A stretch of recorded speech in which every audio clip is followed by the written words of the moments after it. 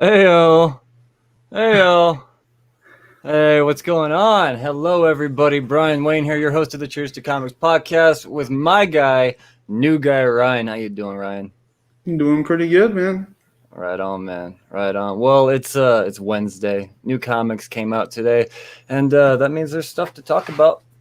And I got plenty of it. I got a big, thick, healthy stack here. There's juicy stuff in the news that I want to dabble and chatter about. Yeah, look at that stack. Yeah. Oh yeah, man. Yeah, no, we're talking a little bit of investments, and I say a little bit because it's not really that kind of week. And I say that happily, because I believe I was just saying in a previous podcast that maybe we could use a week where every book that comes out is not a freaking key issue. Get all let's try to weed out some of some of these new people jumping into this. I mean, everybody's welcome. I'm not saying nobody's welcome, but let's find out who the real Wednesday warriors are. When there's not a whole lot of stuff to instantly flip real quick and fast, and it's all just juicy badass reads. Let's see who sticks around, man. So yeah, this is definitely one of those tests for sure. How's your week been, Ryan? It's been pretty good. Pretty Yeah. pretty relaxed. We went out of town over the weekend, so Oh, got a that's nice. nice little getaway for a couple of days and came back this week feeling pretty like refreshed and recharged. Nice, man. Nice. Yeah. No, I gotta say, it's been a pretty good week for me too. I hit a milestone. I'm now the 33, so I'm coming for you, Jesus, coming for Oh you. yeah, yeah. Congrats, man. Happy birthday. Yeah, no, it was great. It was great. My goal was to not do anything, and I did that like a son of a bitch. So, yeah, no, Yeah. but it's back to reality. Comics are here, back to being incredibly excited about the things I love. So, let's just get down into it, man. Before we get into investments, though, and speculation and all that good stuff, some little tidbits of news came out in the realm of Marvel, and I'm not sure if you're aware of this yet, Ryan, but some series that we know are coming to an end soon. Venom, Immortal Hulk. Well, they've got some new creators. It's for the next. Oh, what's up, Money Bags? What's up, Money Hey. Bags? Ocho Duro Parlay Hour. I got to shout out Ken M, man. The Ocho Duro Parlay Hour podcast, part of the Apocalypse for sure. Yeah, no, all things pop culture and sports, and they're just. I love some They Money do it Bags, all. man. Yeah, yeah, for sure. Him and Pad and Coach, and it's good stuff, man. Definitely subscribe to them. But yeah. So as far as this news, well, there's going to be a new Venom series. I honestly I thought it was going to take them a year before we'd even have an announcement. I really did. But as it turns out, Venom is going to be written by and co-written. Actually, there's going to be two writers on board on this. Al Ewing, former Immortal Hulk writer, and one Ram V, along with Brian Hitch doing the art on this. So, I mean, how do you feel about this? How do you feel? Well, I mean, Al Ewing has Al Ewing and Rom V both, they're kind of doing the same thing on the different sides, you know. Al Ewing's been doing like a lot of really great things for Marvel. We've seen Rom V doing some great things for DC, and so I've always thought they were kind of, you know, like loosely comparable to each other in a way. So it's kind of interesting that they're going to come together to co-write this. But I think Venom is, I don't know. It seems a little different from what they've been doing. You know, they've been dealing in like Immortal Hulk and Swamp Thing and like these more abstract ideas, which kind of works with Venom, but at the same time, like Venom's also usually like pretty like action oriented, and Mhm. they're typically dealing with characters that are more like psychologically driven. So it'll be interesting to see how much that will shape and change the tone and style of Venom after Donny Cates. Yeah, Donny Cates definitely. I mean, he took Venom to another level. Venom it's been mini series throughout the his 200 issue span or whatever. I mean, what are we at now? 200 I is think the 200 milestone. is the last Yeah. one. Yeah. Yeah, I mean it's all mini issues, and then we got 35, straight solid issues.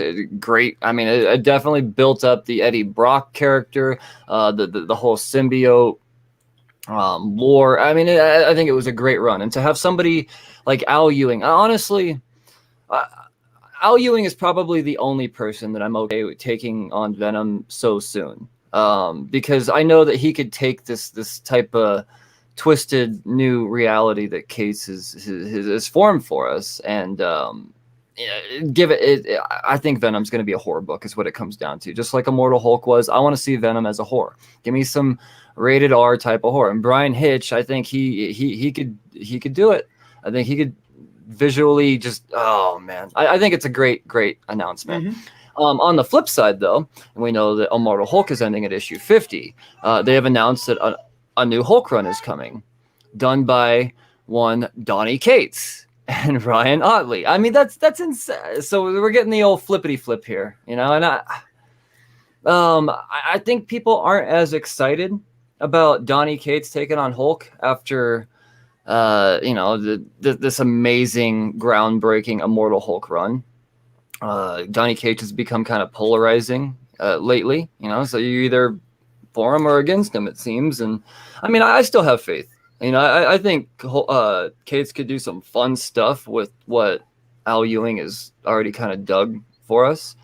And I have faith for sure. I don't know. Where are you at on this, Ryan?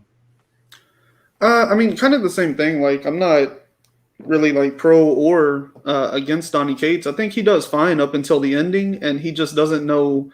It's not one of those things where I don't think he's like bad at ending. I think he's so good at like all the middle part that it makes it hard for him to write a solid ending too. If you enjoy the ride so much, you're gonna hate getting off at the end. And so I give him a little leeway there compared to other people, but I think Donny Cates tends to write characters and their problems and relationships and connections to other people around them, whereas Al Ewing and even Rom V, they tend to write characters that are dealing with internal struggles and their connection to themselves and their psyche. And so I think overall, this is just going to be a way to really completely flip what these two series were, because you had Eddie Brock and Venom dealing with Dylan and the son and the legacy and everything like that. Well, now they're probably going to get more inside of Eddie Brock and Venom's heads and their connection to each other. And I think on the flip side of that, you have Hulk that's been very much his internal struggles through all of Immortal Hulk, And so I think Cates will probably also flip that, and we'll see how the Hulk relates to other people more so than just like himself and his personal problems. Venom went 35 issues. Immortal Hulk's going 50. Do you think either of these series make it to those landmarks again? Do you think? I mean, do you see another 50 issue run from Cates on Hulk, or I don't know. I think I could kind of see this as a transition period. At some point, Al Ewing has to leave Immortal Hulk, so no matter who goes there, they're not going to be as well received as he was. It's going to take some time, and so I can see both of these teams just doing short runs to kind of palate cleanse everybody, and then really bring in a creative team with a vision on each of those books, maybe in like 6 to 12 months. I dig that. I do. Yeah. I don't know. I'm kind of with you there. Fresh news. We'll see. We'll see. I don't think that these new runs are going to be long-term type of situations. I think we might get maybe a year out of them at most. Do 12 issues, like you said, palate cleanse, and then figure some stuff out. But who knows? I mean, if people are digging it, then they're not going to stop making it. So I don't know. We'll see. Like I said, Cates is very polarizing. So it just kind of depends on how loud think the that's haters are. the least well received of the news. I think people are excited over Al Ewing and Rom V. I think people are kind of polarized over Cates right now because of the last couple things he's wrapped up. Right. And it's not like people hated Venom either. There's just people think that this Hulk shouldn't be touched yet. I think is what it comes down to. So I don't know. I want to see him. It's not that this last run of Venom wasn't, darker by any means, but I want to see where Al Ewing can take this, knowing how twisted he got with with this Hulk series, and Brian Yeah. Hitch for that matter, and Ram V. It's we'll see, we'll see. So I mean, that's really all the news that I feel like talking about, to be honest. Let's talk about some speculation this week, man. Not a lot, not a lot, like I kind of mentioned earlier, and I'm grateful for it. To be Hmm. perfectly honest, I think there's really only one money book as far as a first appearance is going, that is probably a long-term hold at best, and that's the Crush and Lobo. I got the first appearance Oh, of Katie, Crush's Crush. Well, it kind of I haven't got the chance to read it yet. We'll have to see where this character goes. If she develops powers and becomes badass, then yeah, I just collect all day. But right now, it's really just kind of Crush has a girlfriend and she's new, and DC likes to light a candle under anything that's new at hmm. all. So we'll see where it goes from there. Other than that, though, I don't think there's any real first appearances worth mentioning. Did I miss anything? I don't think so. It's been a pretty Uh, quiet week as far as I can tell. yeah, I and mean, what? there's been a lot of cool things that happened in books, but nothing really spec worthy. I mean, like you were saying about this Katie girl, I haven't read the book. I probably won't. But if I had to guess, it's kind of like the Miles Morales little sister situation. Like it could become something someday, but probably at best a long term hold just in case. Yeah, yeah. We'll just have to see. A couple of books, though, a couple of new releases that I feel may have some legs, some potential. After reading Basilisk today, which I'll definitely talk more about later on, it was. I could see this being adapted. I do. I think this is one that maybe I probably wouldn't be a bad idea to have a couple issues under your belt, just in case. It was good. It was really good. Did you check out Basilisk at all? Yes, sir. Yeah, right Yeah, on. I thought it was solid. And then the one that everybody and their mother specced on, to nobody's avail as of yet, is Nice House on the Lake from James Tynion the Fourth. And I think it had like 160,000 print run, I believe, something like The that. last number I read was 160. Yeah, and that's insane. And there was a bunch of incentive variants and exclusives, or more exclusives than incentive variants, I guess. But yeah, because of that, immediately a book like that, it's not going to be highly profitable unless you got in on some of those exclusive variants and are flipping them real quick and fast. But those are going to very, very quickly peter off in value as time goes on. So yeah, it has potential for sure. I could see it doing something, but just like the first print of Berserk #1, hang on to it. You're not gonna flip that for much right now. So I don't know. It's kind of a long term hold type of week. I don't even know if really any huge ratio variants that came out that are blowing up right now. I don't know. Is there anything that I'm missing at all that you know of? Mm, I mean, no, not really. Um, the only other book that really like has my attention is Out of Body, Oh yeah, this one right here. and I haven't got to read the whole thing. I did kind of like skim it, so I kind of know what happened and stuff, but I probably couldn't break it down for you right now. Anyway, my point being, I'm pretty hype about it because it's Inaki Miranda on art, who did We Live, and Mm. Ava De La Cruz did the colors on We Live, and knowing how that turned out, um, there could be potential there, Uh, inevitably at some point. I'm glad you mentioned that, actually, because that is one I forgot to note. Of anything, I think this one probably has the quickest potential. It's just neat. And I'm definitely going to talk about it more for sure. I was very Yeah, drawn to this book. So yeah, that, like I said, not much to really speculate on this week. But yeah, plenty. not I too read plenty, much. man. I read so much today, dude. So That's much. awesome. What do I have, like 14 books is what I got through this afternoon. So Nice. I yeah, think I've only read like 6 or 8 or so. that's okay, man. I'm a freak. Like there's don't. Oh yeah. The first one I read though was The Worst Dudes. Oh, where's the yeah. Yeah. So Aubrey Sitterson, Tony Grigori, and Lorvin, I'm gonna butcher this name, Kinzerski, I believe. Did you check this book out at all? No, I haven't checked it out yet. I No. was kind of interested in it though. Well, okay. So have you ever have you been reading The Scumbag at all from Image? Rick Remender? No. Okay.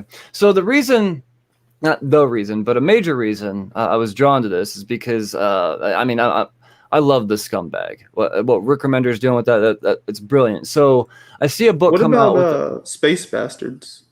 Would you Space compare it to Best. that? I No. don't know. No, Oh, okay. I think That's just it's kind of the connection I drew whenever I saw it on the FOC. So I wasn't sure if that was true or not, but that was the only comparison I could make. well, I could see that, but having read The Scumbag. the Scumbag is like a whole different level Yeah. of grungy gnarliness, and The Worst Dudes is very very similar, but more of like a team up type of situation. So yeah, I was drawn to Aubrey Sitterson. He did the No comic book one left to history, fight. and no one left. Yep, no one left to fight, which I thought was just Dragon Ball Z, but America. You know, yeah. Yeah. So I I feel love like the color work in that book. With Fico Ocio, I believe. Yeah. Gnarliness, Something like dude. that. Yeah. Yeah, give you a fucking seizure. Something In a else. still image, right? Yeah, yeah.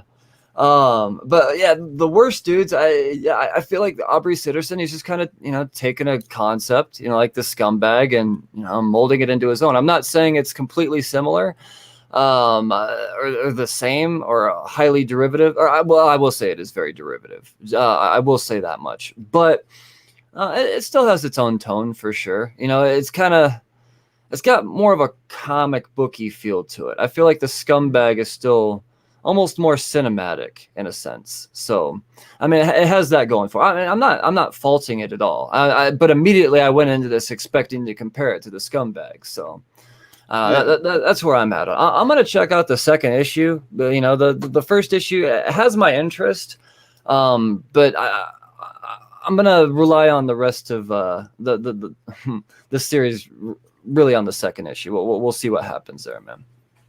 Cool. Basilisk. Did you read Basilisk this week? Yeah. Oh yeah, horror, man. Colin Bunn is like the king of horror lately, dude. I'm loving it. So Colin Bunn, Jonas Scharf, and Alex Guimaras, I believe is how you would say this. Guimaras? I don't know. I'm terrible. Yeah. But oh man, talk about Basilisk a little bit, dude. How'd you feel about this book? I enjoyed it. I really like Colin Bunn, but I've never read like the Six Gun and stuff, like the stuff he's like really famous for, Mm-hmm. I really enjoy him for stuff like that he does for Valiant, or he had this little series called Manor Black, I think a year or two ago. Yeah. Yeah, and so like this definitely feels like that realm, like where he basically takes a character with their own little world and like he's kind of putting them into a place or a situation. And I don't know, it just had like a lot of the same style vibes of his stuff like Man in Black, where it's like, or even kind of like Rogue Planet, where he knows exactly how many people he's writing for. Like he'll tell you, I don't think this is a huge book, like it's not gonna work for everybody, but I know there's an audience of like this size that I can sell this book to, and this definitely feels like he knows the audience he's writing to, and I enjoyed it. I'm excited to see more. It's almost got like some very subtle like superhero vibes to it, but also like some X-Men messiness about that, Mm-hmm. and I really enjoyed it. I thought it was cool. It's really intriguing. He always knows how to hook me in and make me want to know more about the world and the rules of everything. So I'm excited for this series. Yeah, no, I mean, I completely agree with you. I think this book, it's got a lot of potential. I like the idea of the characters that they're kind of dabbling with, and I don't know. Out of all the Cullen Bunn that I've read lately, I say this is probably the one that I'm going to be drawn to from here on. You know, that's I don't know. I'm just digging the hell out of it, man. Yeah. Another book I read that I know that we talked about it, man. Hmm. This out of body, dude. So um, uh, uh, I'm not gonna front. I went into this when I was talking about it on the FOCs. I was a little salty. As a Ryland Grant fanboy, coming off reading The Jump that he put out on Kickstarter, a book about astral projecting, I thought, well, no, nobody else is allowed to do astral projecting because Ryland Grant's doing astral projecting right now. Like, this is some bullshit. They're stealing some shit. Well, the thing about Ryland Grant's The Jump is that, you know, because the illustrator for that, Fabio Alves, he is actually an astral projector. They're focusing their story in a whole different manner. This right here, this isn't as much about astral projecting. I mean, it is, but there's more to it. They bring in the world of psychedelics, which is something that personally I am more than interested in. As a matter of fact, as we speak, I am microdosed on psychedelics. You know, this is a part of my vitamin regimen at this point. So them doing a book talking about the benefits mentally of psychedelics and then being able to I mean, take it to this whole other level of astral projecting. And there's so many different cogs to interest me in this story, man. I am so all over the story. I went from I don't think I'm gonna like this, but I'm gonna pick it up because I know other people are gonna dig it. To all right, this might be my favorite thing this week. So where are you at on this, Ryan? I enjoyed it. The creative team is what sold me on it. Peter Milligan, I know a little bit from 2000 AD, and then Anaki, I know from We Live, his colorist, Ava de la Cruz. Just like the creative team in general, I was like, I'm definitely going to check this out. It's an Aftershock #1, which has been a selling point for me for probably about like a year now. And I really enjoyed this. I thought it was great. Like you said, it's a lot of different facets because whenever I saw the creative team, I wanted it, but at the same time, I was like, I don't know. That's kind of, to me, it was Dr. Mirage. They were like, somebody has to like try to solve their murder after they're already dead or whatever. And so I was like, oh yeah, that's like Dr. Mirage. So I don't know how original this concept will be, but reading through it, like it's got so many twists and turns, and they're really just like they've layered so many different concepts together that it really feels unique and original. That's awesome, man. Yeah, no, I'm right there with you. It is very, very original, and you know, like I said, I'm a fanboy when it comes to Ryland Grant and the universe that he creates. I think that he's next level, and as you can see on here, the Edson Ferreira is watching. I actually have my copy of The Jump right here in front of me, #1. Like I seriously, I was explaining what this book was to my girlfriend, you know, and I was like, oh, you know, fucking. At the same time today, Ryland for the Jump too. I in the Kickstarter, I backed a really high tier where I'm getting my mug drawn into a cover, and I got the image back on that today. So upon just after reading this, I got the you know, I got to see the cover image. So an amazing job here. An amazing job. And then so I had to, you know, show Tatiana, my fiance, like this is the book right here. You know, you gotta read this. She just got done reading it, and she's into it too. So yeah, no, the Jump is literally close to me right now. So that's awesome that Edson's awesome. here watching this. Man, gotta love it. The privilege of being, you know, in the media game with these people that we admire. I mean, you get these privileges as well, man. It's an amazing thing. Moving along. From Image, are you still reading Nocterra? Are you reading Nocterra at all? No, I never picked it up. No. I've never had that connection to Scott Snyder, so for me it was a little bit easier to pass than I know a lot of other people. See, me and Scott Snyder, I can't. I'm not a hyper Scott Snyder maniac like a lot of people are, but I also know what he's capable of. Like sometimes he doesn't really do it for me, but sometimes he's 100%. And with Nocterra, he I think it's my favorite thing that I've ever read of his. especially after reading issue 4 now. I will say one thing. I guess I can say super long term, obviously. I mean, this is speculation, but there is a first appearance in this 4th issue. You know, the twin brother of the doctor that they're seeking out does finally appear in this issue. So when, and I say when, the series becomes adapted in some way, shape, or form, yeah, now Noctera's this 4th issue is going to gain some heat. I guarantee it, because this brother that appears at the end.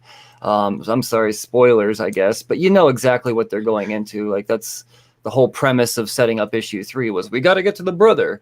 So it'd be kind of lame if they didn't get to the brother, you know. But I don't know, man. I think Noctera is still just killing it. Maybe, like I said, I'm a little biased because it takes place in Denver, and they keep, you know, mentioning little things like, oh, we drove by the Denver Zoo, and that freaking elephant that was a nightshade tried to sit on us, and I'm like, I know the Denver Zoo. That place is terrible. But yeah, I don't know, man. I think it's great. I do. If you get the chance, maybe check out the first trade when it comes out. Look at this guy. I've heard again. nothing but positive things about it. So I want to know where this guy, this weirdo's coming from. Right. Wrong channel, dude. Wrong channel. I'm gonna call you out though. Here's the deal. If you're gonna come at us with weird stuff, I'm gonna call you out. We're talking comics here, dude. You want to know? Here's my T-shirt though. You know, you want to see my T-shirt? My boy does this common manners. There you go. You got a plug. You got to see my T-shirt, you friggin' weirdo. right. Carry it on though. Noctera. That's if you get the chance to pick up the first volume when it comes out, I don't think it's going to be a bad $12 to spend. It might hook you. It just might. Marvel. No doubt. More Heroes Reborn, dude. I know that you're kind of you were wanting to know what this is about. So far, every issue it kind of revolves around one particular member of the Squadron Supreme. Now we got Nighthawk, our Batman of the Marvel Universe, and boy, is it Batman-y. You know, our Green Goblin is like our Joker. We got our Arkham Asylum as Ravencroft. You know, I mean, they're really playing into this. Just a big ol' to DC. Yeah. And I mean, I'm not a DC hater, but I'm loving this, man. I'm I think it's great. I think it's an incredibly fun event that they're doing, and I don't know, man. I'm all about it. This Nighthawk, you know, he's not nearly as cool as Batman. I'll say all the other members of the Squadron Supreme, like I said last time, they're all cooler than their counterpart from DC, but Nighthawk's just not quite as cool as Batman to me. Still cool, but yeah. So this issue was no issue 4. Let's put it that way, but still very, very readable. A second, especially the last part, because all these have like 2 parts to it. You know, we get the main continuity part, and then we kind of get a little bit of a backstory that, you know, Ed McGuinness draws. And but yeah, now the backstory was I think far superb. But I don't know, that's where I'm at on Heroes Reborn. Cool. Are you a Boba Fett fan at all? Are you reading this Star Wars massive crossover that's going to take us all the way into October? No, I'm not. I might get some hate, but I'm not like a huge Star Wars fan like that. So it's one of those properties like I'm in and out of, and so they didn't catch me with the relaunch of the comics and all that. So I haven't been reading any of it. I mean, there's no shame in that, man. This crossover event, it's very ambitious for sure. I mean, Marvel, I mean, they're not afraid to do anything, but they're crossing over into all of their Star Wars titles all the way into October. It's June, like yesterday. It was June yesterday, so it's very ambitious for sure. Yeah. Now, I'm not reading every single Star Wars title, so that kind of makes me a little nervous. I'm not reading Dr. Aphra. I'm not reading Star Wars, but I am reading Bounty Hunters off and on, which I'm sure is definitely going to help me in this. And I'm reading Vader. So Vader is going to go from this great, amazing story arc that it's been doing. All of a sudden now it's going to have some shit to do with Han Solo. So I don't know how I'm going to take that. I don't know how I'm going to feel about that. We'll see. But this is the first actual issue of the miniseries, so I would imagine it's going to be monthly. I guess that's how it would work from here to October, 5 or 6 issues. And after reading this first issue, I think it was a great setup. I don't feel like I'm going to be missing out on a whole lot by not reading Dr. Aphra and Star Wars. I have no idea how the hell Vader's going to tie into this at all. Bounty Hunters is pretty obvious. But I don't know. I feel like you could almost still kind of just read the War of the Bounty Hunters as the main event in itself. And probably be okay just based off what I read here. There was a really cool splash page where it had all of the, like, there was Dr. Aphra kind of, oh shit, this is going on. And then there was, stuff in Star Wars, oh shit, okay, we got to go this way. So, I mean, there was a page that literally tied every single series going on at once all together. I don't really recall what the Vader tie-in was, though. Like I said, I have no idea what the hell they're going to do with Vader in this. We'll see. Wow, that's interesting. See. I didn't even realize there was that many Star Wars titles out right now. Oh yeah, I mean, they had like the one, and then there was one on like IDW or something, like Star Wars Adventures or something. Oh yeah, I thought that was the only two. I mean, and then they have High Republic and High Republic Adventures from IDW, but there's no way they could tie in High Republic to this, because High Republic takes place in a galaxy way further ago. So, yeah, I don't know, man. I'm digging it though. Especially, I think anybody that's a Boba Fett fan's fucking marking out over this because he's a badass. He's getting a whole lot of lines. He takes no shit from anybody. So, yeah, I think people are happy with it. I would be if I were a super Boba fan. I mean, I'm not a Boba fan, but yeah. I know how these lunatics are, moneybags. Yeah. Immortal Hulk. We were talking about Immortal Hulk ending soon. This is Immortal Hulk versus the Avengers. Have you been caught up on Immortal Hulk at all? No? No. I've only read like the first one from that series. Okay. Admittedly, this series is way too smart for me, and that's kind of why I fear Al Ewing writing Venom, because I don't want to feel stupid reading through Venom like I have through most of Immortal Hulk. But I'm kind of hoping that Ram V, I don't know, balances it out with Venom, because I know that Al Ewing, he's a poet, man. He is. He's so different in the way he writes. But with this one, this was not one of those I feel stupid books. This is Hulk Smash Avengers, and you got 20 pages of the Avengers coming in trying to figure out how the fuck to stop Hulk. And I mean, this is what you want. It is Joe Bennett drawing Hulk Smash. There was this amazing panel, man, where it comes down where Thor finally is like, all right, dude, Thor, I'm the strongest Avenger. And he takes off his arm, but Hulk regenerates pretty gnarly like.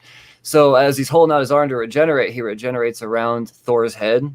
So he's suffocating him. Thor is caught in the Hulk's arm. So it's up to Black Panther to come down and fix that shit. And oh, dude, it's not awesome. It's not very often I'm like, oh shit, is Thor, like, what is going on with Thor right now? He's legit screwed. Yeah, man, it's good stuff, man. This was a fun issue of Immortal Hulk, and it's not very often that Immortal Hulk is fun.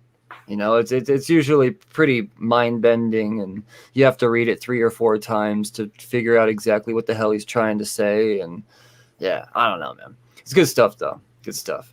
Probably one of the better issues I've read in a while. You read Justice League this week?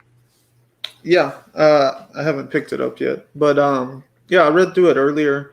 I thought Bendis's part of his Justice League was, I don't know, it's cool. Like, not a lot has happened in the last 2 issues. Like, the last one, we just got the same, like, 5 minute, like 30 seconds of time from different perspectives. And then in this one, we kind of just get Brutus, like, dragging everybody.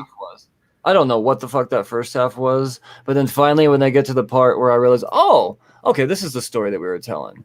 It's honestly, this is Bendis just trying to say, Naomi, people, Naomi. Yeah. Naomi. That's all you need to know. Naomi. Everything they're doing, he's literally making us know who she is, whether we want to or not. And the fact that you're forcing it through Justice League, it's a team book. Team book. There's no, I don't know. Batman gets a line in there, and it's Batman's line is just let him fall, he'll bounce. You know, Yeah. like, that's not a Batman line. You know, but Yeah. who's there to save Superman? Naomi. Naomi's the one to save him. I don't know, man. It's kind of cringy to me. I wanna. Yeah. I felt good about issue 61. You know, I'm like, okay, we're gonna get to know what Naomi's about, but that's all we're getting to know in this, from my understanding. And it's Yeah. I don't know, man. No, yeah, I felt like that. I mean, like the last issue, I liked it. It was like 30 seconds of time from different perspectives, but it was well laid out. It transitioned well, and he chose like that siren sound was like a perfect focal point to keep the story making sense as you move around. But this issue, like it just felt really convoluted, and like I really didn't know what was going on most of the time, other than Brutus was just like dragging everybody, and then like you And said, then, like at the end, Naomi just like shows up to save everything, and well, I was like, I guess it's okay, not really Hippolyta. I don't know how to say her name. yeah, She shows Hippolyta, up I and guess. she's like, "Oh, I'm the strongest," and out of nowhere, you know, she just kind Yeah, of face smashes the dude. Then through the gates is another big badass, and yeah. Well, I didn't Naomi. understand her interaction with Barry either, because he was like talking to her, and he's like, I told him this stuff, and then like you go to where Brutus is, and Barry is already there. Yeah, Or is he I, there the whole time? Or like that's I don't know. I was a little confused on this one as to where people were and why they were there. yeah, I'm right there with you, man. I don't ever want to be a hater on comics. That's not what I'm about at all. But I will say, as a fan, I don't want to see Bendis on Justice League much longer. Just write a fucking Naomi title. Just Jim Lee, just give him a Naomi title. Shut him up. That way he leave the stuff alone that he wants to. All he came over to DC to do was make Naomi, it seems, and it's I don't know, man. Even in Superman, Action Comics, Naomi this, Naomi that. It's he can't. I don't know. I Yeah. don't know. What else this week, man? Did you read Batman? 109? No. Yeah. I haven't read Batman since 106. Okay. Okay. This one, very Ghostmaker centric. You know, are you a Ghostmaker fan at all? Yeah. I feel Nah. like we never got enough to know if we like him or not. Well, these last couple issues, you're gonna start to make that decision because you know there's been some Ghostmaker for sure. The back half, you know, they do their little mini Yeah, he has a stories. backup story now too, right? Yeah, that's pretty gnarly. It is. I mean, he truly is a badass, and his interaction with Harley Quinn in this book, he and Harley Quinn teaming up just to kind of watch over shit together. I dug it. I was real interested on how someone like Ghostmaker, Mr. Mischievous, would interact with, you know, fucking Harley Quinn, and I think Tynan did a really good job of making sure that we know Ghostmaker's voice. You know, I'm into it. I am. I think Ghostmaker is going to be one of the Tynan creations that lives on probably further than most. You know, I'm gonna say Ghostmaker. I don't know, man. Over Punchline, really. It's the dude is. It's very interesting for sure, especially with some of the little tidbits that he drops in here. Like I said, I'm not spoiling anything in this book, but yeah, good stuff. Good stuff for sure. And I like it. It ties in detective as well, which I'm Oh, liking. really? Yeah. Yeah, I've been I'm enjoying into it. Detective. Yes. Oh yeah, everyone's showing detective, man. I love what Mariko's doing on that. It's so Yeah. awesome. So awesome. Suicide Squad, more DC. You reading Suicide Squad? Oh, I yeah. thought so. Yeah, no, It's one Suicide of Squad my is favorite books out right now. yeah, man. Robbie Thompson is just murdering it. What do we got here? Eduardo Pensica, Julio Ferreira, and Marcelo Malia. I'm saying all of those wrong. I apologize, but What? But You got at yeah, least as good as me, so. Red X, dude. How about the badassness of Red X? At this point in time, I have no clues who this guy would be. I don't think that it would be old freaking wow, Clown Hunter. I don't think it's gonna be Oh, him at this point. This guy is just way too OP, man. Way too OP. I don't. Do you have any guesses at this point? I don't know. Like they've made sure to cover all their bases. So in Teen Titans Academy, they were talking about like they're pretty sure he's human because he doesn't seem to have any superpowers. He's just like Batman, awesome. So I don't know, man. Like it's hard to tell. They kind of reference Billy Batson at one moment because he's kind of depowered right now, but um, I really personally like I don't know. I don't have a real clue. I don't think it's Bao Fam. Like I think we would know by now if it was him. Yeah. Yeah, I don't know. It could be I really don't know. It could be a whole new character altogether, for all I know. But Suicide Squad tying into Teen Titans has been more fun than I could have ever hoped. This issue was unbelievable. Amanda Waller just getting shown the hell up is what this issue was, man. You want? How'd Yeah, you feel about this? I love the competing personalities they have going on in Suicide Squad. Like Amanda Waller's an alpha type, Peacemaker's an alpha type, Superboy's an alpha type. Now you have Red X in the mix, and Mm-hmm. I don't know if he's necessarily an alpha type as much as like he's just like he's in control. Like he seems to be one step ahead of everybody, and so that makes it really interesting because like Peacemaker don't like to get shown up, but guess who's one step ahead? Mm-hmm. Superboy don't want to get shown up, but guess who's one step ahead? And even Amanda Waller can't get her greasy palms on that mask because he's got it like linked in so it electrocutes anybody that tries to pull it off of him. Yeah, That's yeah, amazing. yeah. No, I mean it's very Batman-esque for sure, for sure. I'm digging it, man. I think Suicide Squad is probably a top three title coming out of DC right now. I don't know. I say it's Detective Suicide. I don't know. Can you think of the third? Swamp Thing and Nightwing would both be in my DC Nightwing. top. Yeah, I'm not reading Swamp Thing actually. I'm collecting it. I'm gonna give it the old binge at some point. But I read the first issue and I thought, okay, this is one of them really smart comics. I'm gonna have to read all at once to Yeah, it's properly very comprehend. immortal hulky. Yeah. This issue though was like pretty awesome. We've been getting some great reveals. Like Rom V created a new character to take over the Avatar, and so he's kind of going through the process of becoming the new Avatar. But the way it's written, like very much is in the style of Alan Moore's Swamp Thing run. Okay. There's a lot of great like attention to detail and homages and stuff like that in there.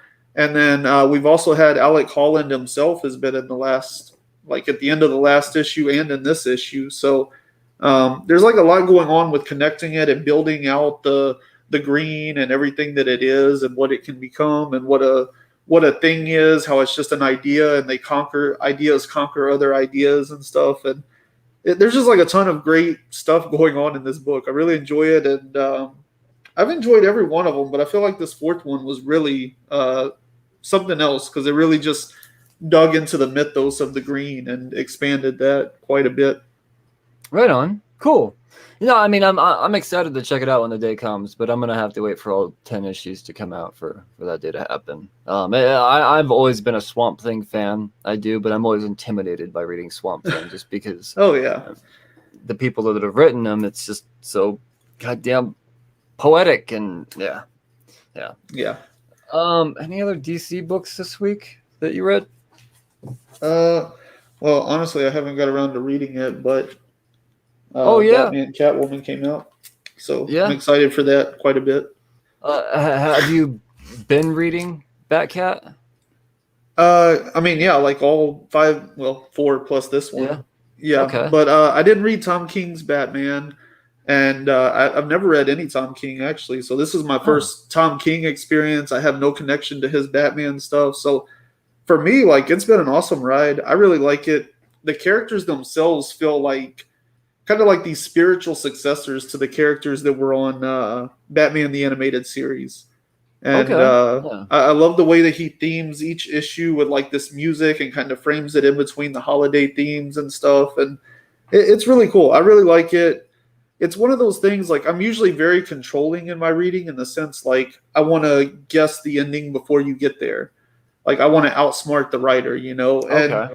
so it's very hard for me to let go unless a writer is extremely talented. And Tom King has held my attention. Like I just kind of let go and go through each issue. Like I don't know what's going on, but we're just going to see what happens on the next page, you know? All And right. I actually enjoy that here, whereas a lot of times I don't enjoy that. So he's doing something cool here for sure.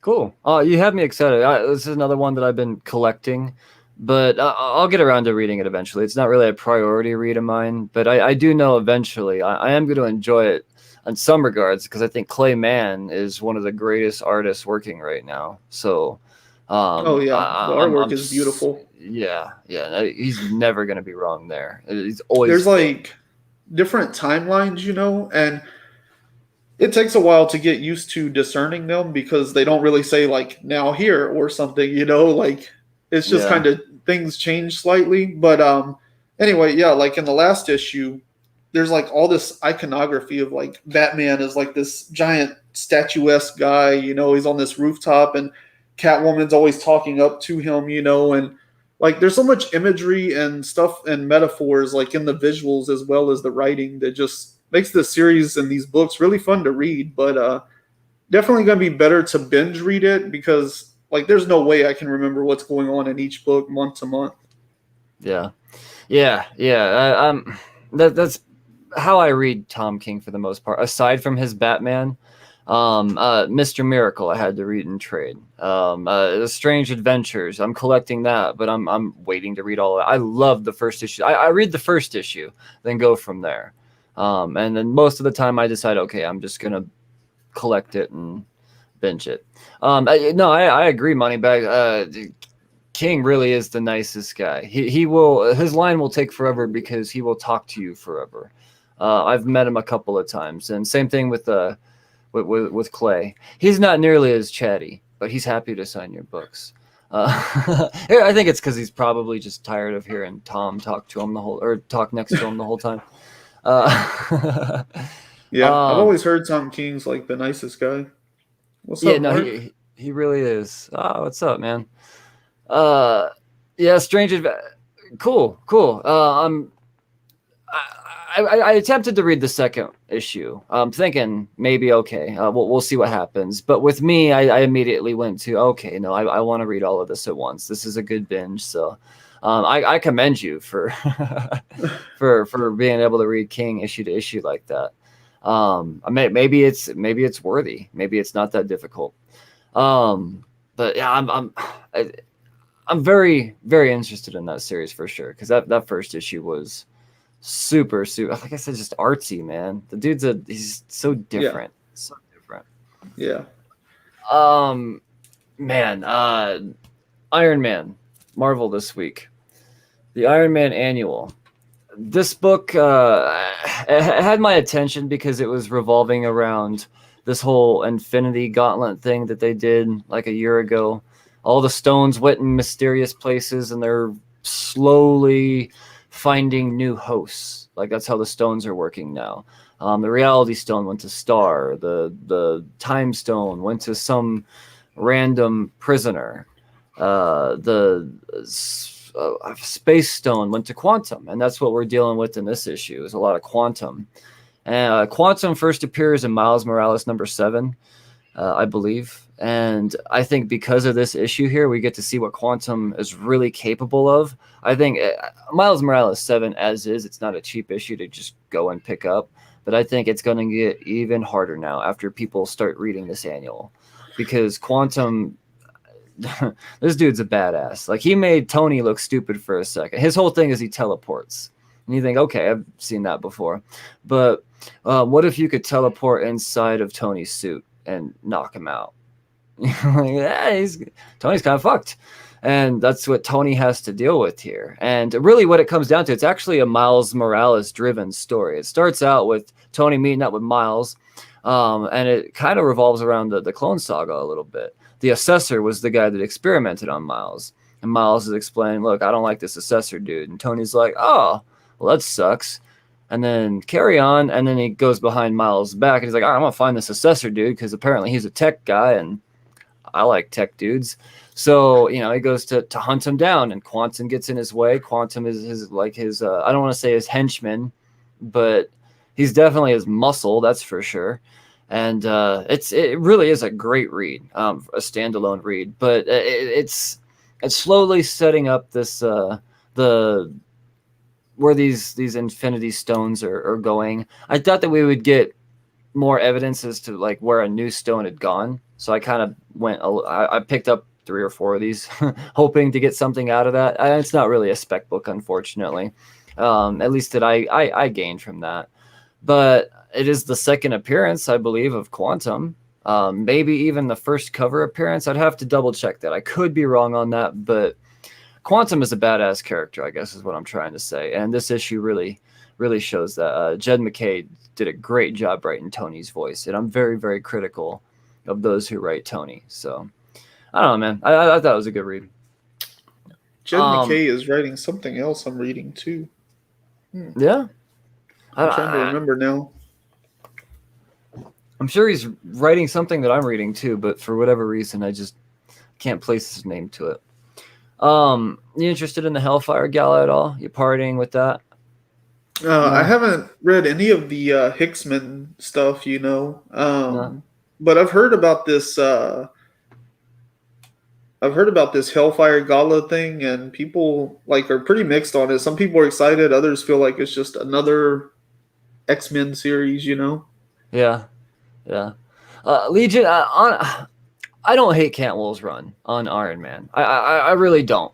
I hate Patsy Walker Hellcat, and somehow they've made me not hate Patsy Walker anymore. So I'll give it that. It definitely accomplished that, but it's nothing epic. It's not going to be one of those runs that I think you have to have. It's Korvac.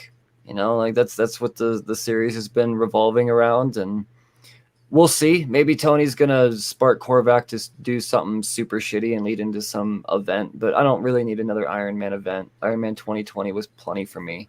I think plenty for everyone, and I'm saying that as an Iron Man junkie. So, yeah, I guess lacking in a sense, but compared to what, I mean, it's Iron Man hasn't exactly been done brilliantly over time. I mean, I liked Bendis's run on him, very much so actually, but beyond that, yeah. Yeah, this Hellfire Gala though, I didn't know what to make of it at first. I thought it was kind of campy and goofy, but compared to good stories, he's yeah. Okay, you got me there. This Hellfire Gala, I'm very much into. I went into this kind of apprehensive, like, do I really need this? And to be perfectly honest, it doesn't really feel like we do need it, but at the same time, it is a lot of fun. So I started out reading X-Force. Turns out you should probably read Marauders first. Doesn't make that much of a difference, but according to the reading order in the book, Marauders comes first.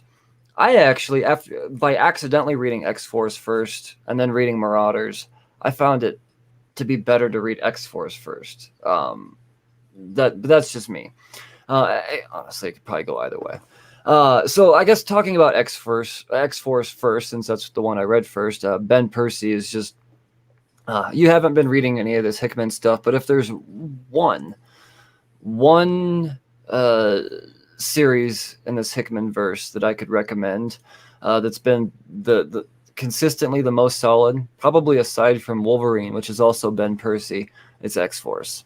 As far this team is just, it's awesome, man. They're the CIA of the Krakoa, and Yeah. when it comes time for a big old party, it's up to the X-Force to stand guard and check the list and make sure you have your invitation flower and all that shit. That's low key, kind of getting all up in your brain, so they know what your intentions are as you're there. Because everybody's invited to the Hellfire Gala, humans and Captain Americas and Tony Starks and I mean all of them, everybody. And there's something really cool in here.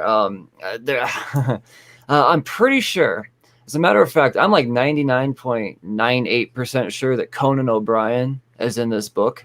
It's just as a random human cameo with his amazing orange hair. Yeah, no, I'm I'm pretty calling sure I that heard out. somebody else mention that somewhere too. Yeah, yeah. No, so it makes me want to go through now and look for even more cameos that I may not have recognized. Because I can't imagine he's the only celebrity human cameo that they bring in there. That's just the one that stands out to me because I'm a low key Conan O'Brien fanatic. So yeah, it's Dude's just awesome. naturally. Oh, he's one of the funniest people to ever live. But yeah, no. With that being said, is this series is really just fun. It has its purposes. I'm sure. I'm not totally sure what those are. Obviously, Emma Frost is up to something. I don't know if it's evil, but she definitely has some sort of intentions. I can't. I mean, I can't imagine it being evil if Xavier's in there with the Cerebro all up in her brain. He's gonna stop it if so, right? I really do think it might just be as she says, we just need to get everybody on the same page, everybody chill. I mean, it's a big annual event. It happens every year, supposedly. So yeah, let's just they're talking about it in comics, and it's awesome, man. I love the character designs. The character design variants on this are amazing. Like I got the X-Force one right here. It's just dude, all CIA'd out in their tuxes, Oh and then yeah. look at Xavier. Just there, wrong finger. Xavier, just extra, just Oh yeah. shiny, man. This is so weird, but I love Looks it. like a '90s cover. Oh man, it's great. It's great. I'm trying to get all these character design variants. I missed the Marauders one this week, but I did get the Hellions, which is a whole other team there. Look at Mystique just having a hard time focusing, but Sinister just extra as ever. Havoc, pimp as hell. Psylocke, just oh man, it's good stuff, man. It's just fun. This is what we want to enjoy comics. Not everything needs to be a grind and homeworky and got to know everything about everything to enjoy it. This is just let's party, quite literally, from what it seems. So yeah, and Yeah, that's awesome. Marauders was just more of that, just more of that, just from the I don't know Kate Bishop's side. It's it's her and her little pirate brigade. Just yeah, I don't know. It was a lot of fun. It's great reads this week, man. That's all I read. Is there is there anything else that you read that I haven't mentioned? Well, I haven't read this one, haven't got to it yet, but I did pick up Everfrost. Oh, So you did pick up Everfrost. All yeah, right. I'll be Um. checking that one out. I really don't know much about it, but seemed interesting enough. Uh. Yeah. Yeah. No. It's. I mean, there's some chatter around it. I haven't gotten around to it yet, though. See, Williams says the mutants turned me off with sword fights, and now the stupid dinner party. I don't know. That sword fight was pretty badass. I mean, it started out pretty badass. It did kind of peter off a little bit, but I wouldn't say it ended poorly. It definitely served its purpose for sure. Um, uh, but the dinner party, yeah, I know it's kind of silly, but we could have fun. I just want to have fun, man. These artists gonna, just show off a little bit. I mean, yeah, it's kind of a cash grab, whatever.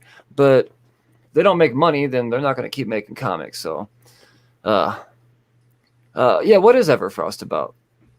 Man, I wish I could tell you. The blurb I read basically describes it as like a lady that loses her child. I don't know if it's stolen or it dies or what happens exactly, but and then she comes back for revenge against the people that are responsible for it.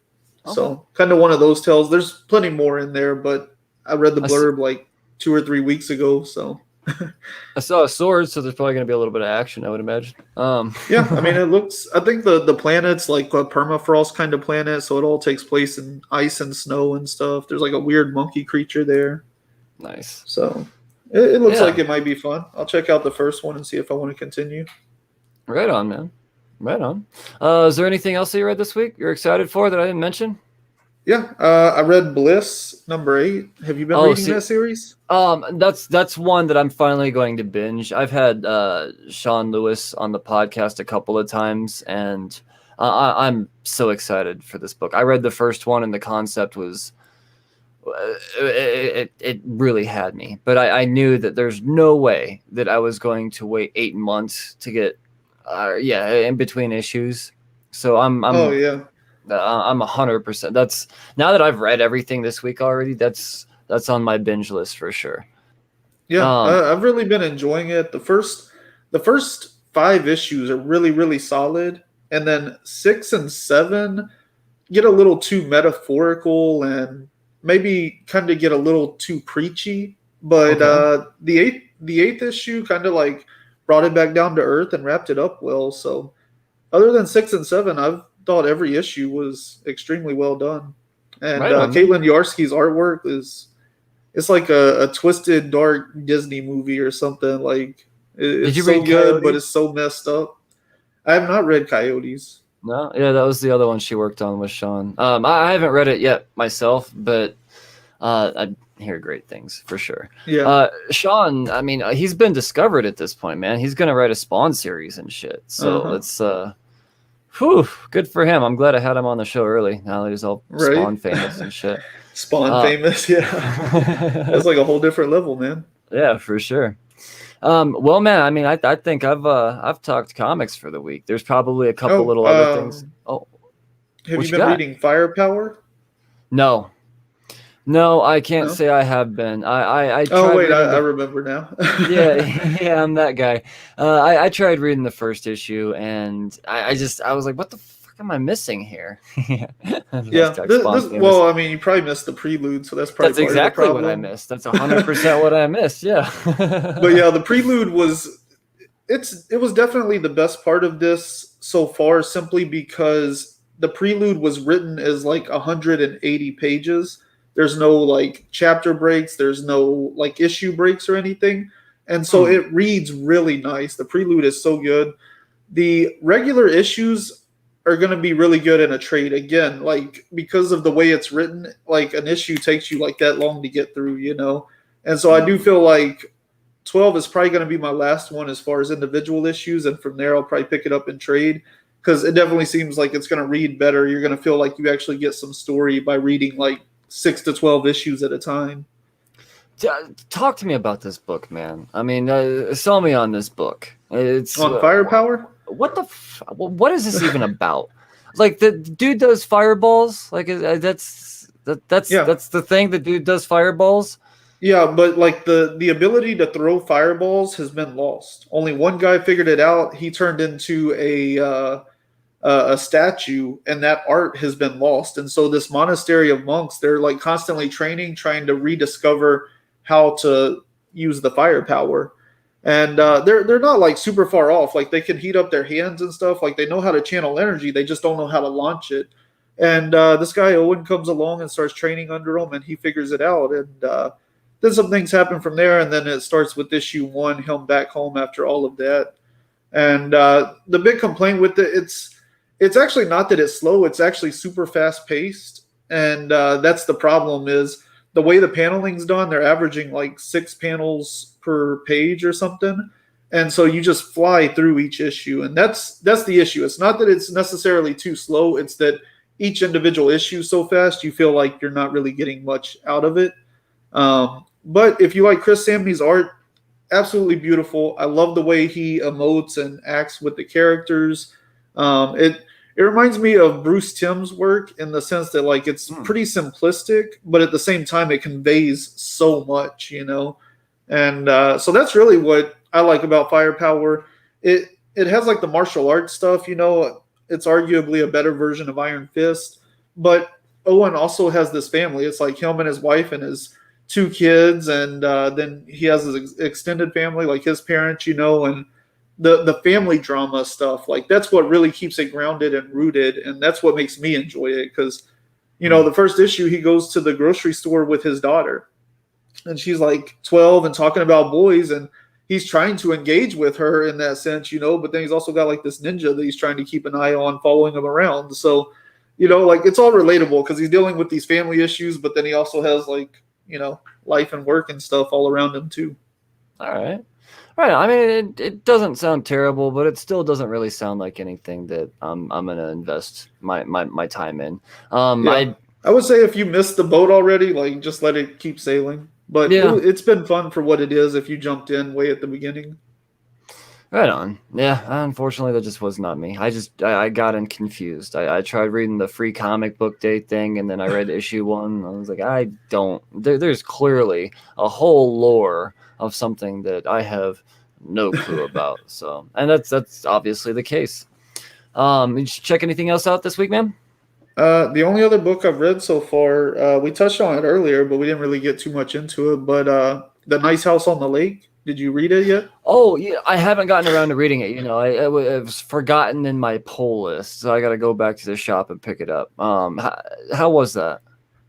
Um, I enjoyed it. Like, I think the thing about Tynan and how he's doing this, like, it kind of comes off as like it starts out as one of those like your relative just died and you've never met them, but they're saying you can have this haunted house if you can spend one night in it. So it kind of seems like that premise, but then like he takes and just like twists and turns it several times, and so Okay. you actually get something kind of interesting and kind of neat. And it's I don't know, it's almost like the real world. It's like a bunch of people that kind of know each other and stuff, but they don't really know each other well, and they basically end up in this house on a nice house on a lake, and then there's like some crazy stuff that happens from there as far as like setting the premise and the rules of the world and where it goes from there. So it's pretty cool. All right, you definitely have me excited. Legion here definitely has me excited. I mean, that's high praise. So, Yeah. I don't know, man. I think Tynan's doing pretty well. Nice. That's always fun. It's always fun finding Easter eggs in there. Yeah, no, I think he's doing a good job. Everything that he does now, everybody's automatically just anticipating adaptation. So everybody specs hard on everything he does now. And unfortunately, because the speculation market is so loud, when people go out and say, "Oh, this book is worthless," it turns a lot of potential readers away too, just because it's worthless is such a loose word. I mean, no, it doesn't hold any fiscal gain at this moment. Worthless is so far from that. I don't know any book that's worthless. I've never heard of a comic book that's completely worthless. Nothing else, you But can burn them and stay warm. I mean, if that's what you're into, I guess. But yeah, no, it's See, I think this book is more interesting within the realm of comic books because currently we have like Marvel and DC, they're fighting it out for like the big deal superhero stuff, and then you have all of the uh, all of the indie publishers are publishing these stories, and they're selling like gangbusters.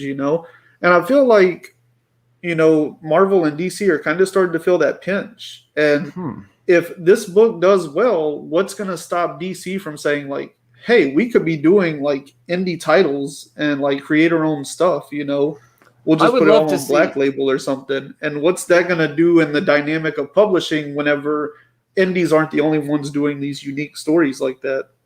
Right. I mean, they tried doing something like that with Hill House. I don't know. I mean, they could just bring the Hill House right over to Black Label. Just do everything under Black Label. We don't need to have all these subdivisions. Just it's either DC continuity or it's Black Label. And whether it's a Batman Black Label book or Basket Full of Heads or Nice House on the Lake, it doesn't matter. I mean, it's just not in Batman's universe. So that's all we need to know about it. I think that would be just an easy division. We don't need to make everything super crazy. I mean, and now DC's doing a book that came out this week. I didn't read it, but now they're doing horror film adaptations like The Conjuring, I think, came out this week. Oh yeah, And, I and didn't know that comic was book form. DC, but yeah, I've heard people talking about it.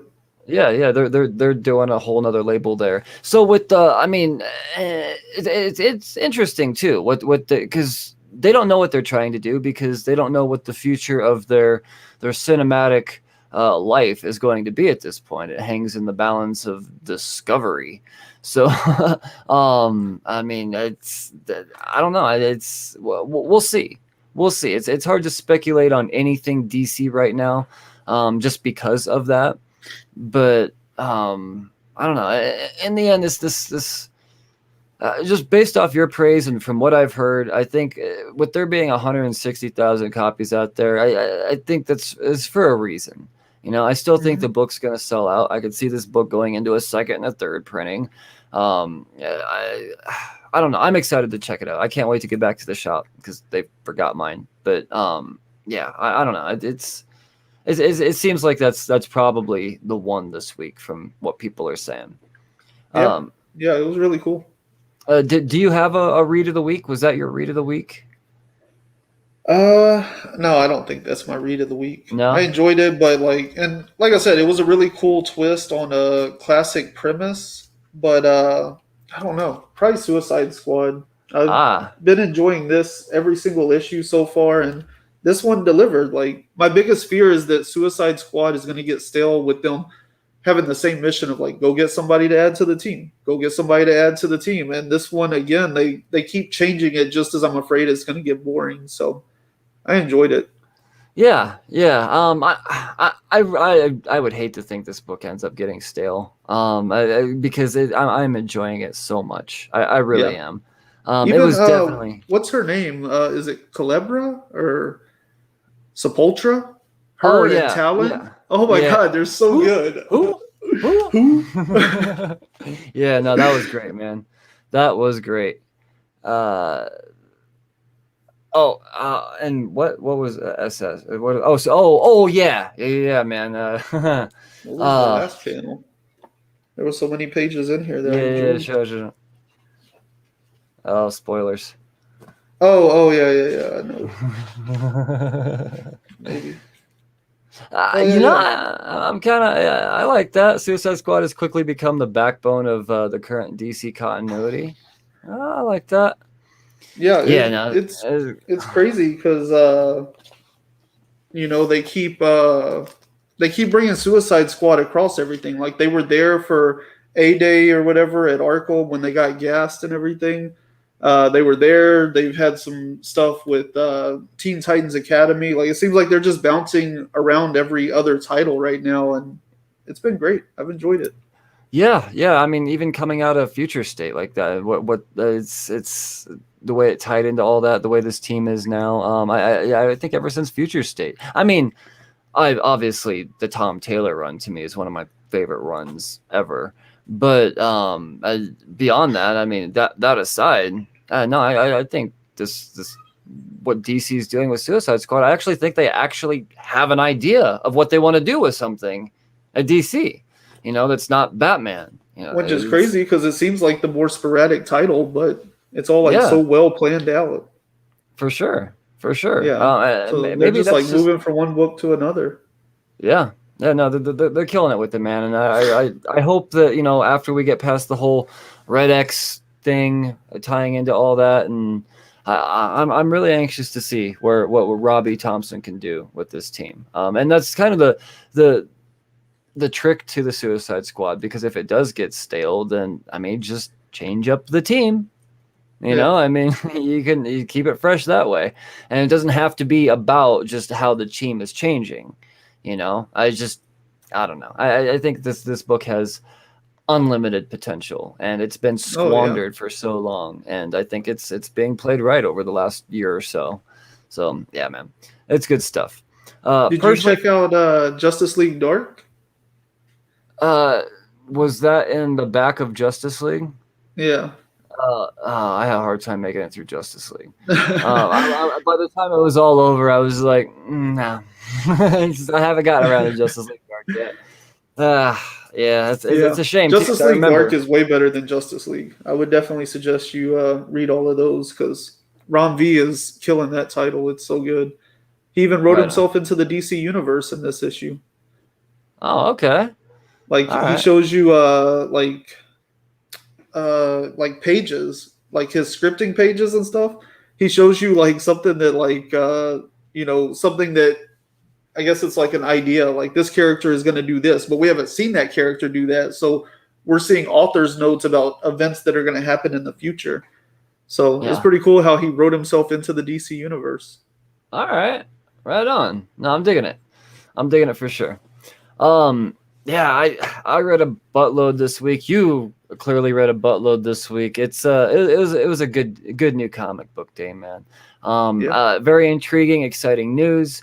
Not. I mean, I didn't buy a whole lot of multiple issues of them things, and I think the one book that I did go heavy on, I kind of uh, well, I picked the wrong book. I mean, I picked up a few copies of that Iron Man annual, thinking that we were going to figure out where a new Infinity Stone went, and that didn't necessarily happen. But I'm not mad at it. I get my books at a ridiculously amazing discount because I pre-order them. So yeah, even if I resold it at cover price, I still make a few cents. But yeah, no, I mean, I think it was a modest week, but at the same time, an exciting week. So. Yeah, I look forward to next week chatting with you, dude. It's going to be a big one next week for sure. Yeah. Right Yeah. It's on. been a couple big weeks in a row here. So I'm excited for Yes. comics. Good things Yes. happening. I'm happy to make this a regular thing. This is the second time we've done this. Make sure for all you Cheers to Comic listeners out there, if you don't know who New Guy Ryan is, follow the Cosmic Campfire on YouTube and the podcast. Spotify, Apple, anywhere you listen to a podcast. Cosmic Campfire.